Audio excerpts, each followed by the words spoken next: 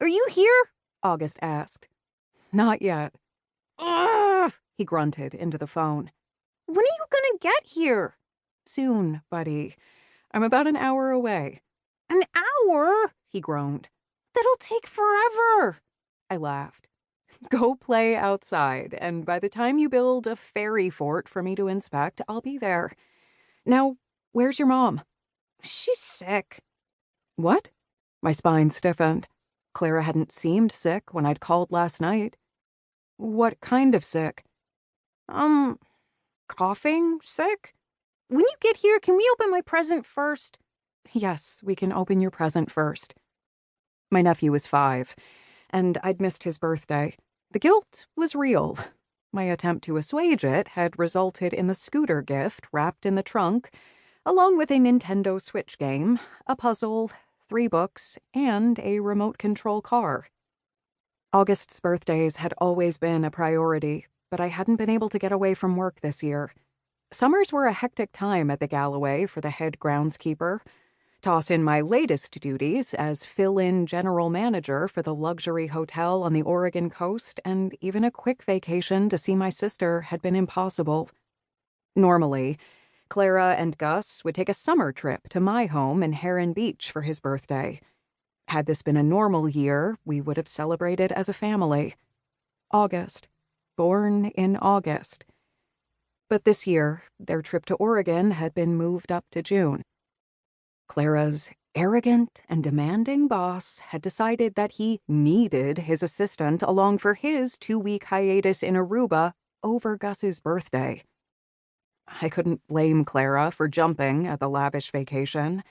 August had turned 5 in an extravagant boutique hotel with his favorite person in the world, his mother.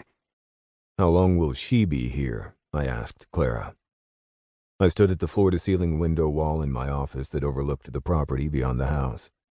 The office was adjacent to my bedroom, and from here I could see Clara's backyard and deck.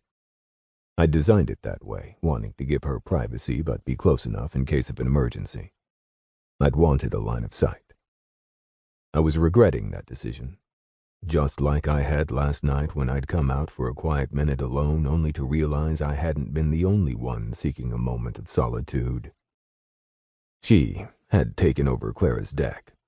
Last night, today, she'd brought the old Cadillac. Wasn't it time for her to scurry on back to Oregon? Outside, Aria was stretched on a chaise lounge with August tucked into her side.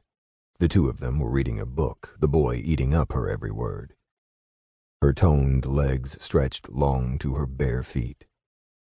She'd sat in exactly the same chair this morning, painting her toenails. 2 weeks, Clara sniffled, her voice thick and raspy. I'm not sure why you're asking me a question when you already know the answer. I frowned. Because I was hoping the answer would change. Don't, she sighed. Please. I don't have the energy to play referee. What a fucking disaster, I muttered. Not only had my grandmother's phone call completely disrupted my plans for the next 2 weeks, forcing me to cancel the trip I'd planned for a year, but now I'd have to be around Aria St. James for the next 2 weeks. She's my sister, Brody, Clara said.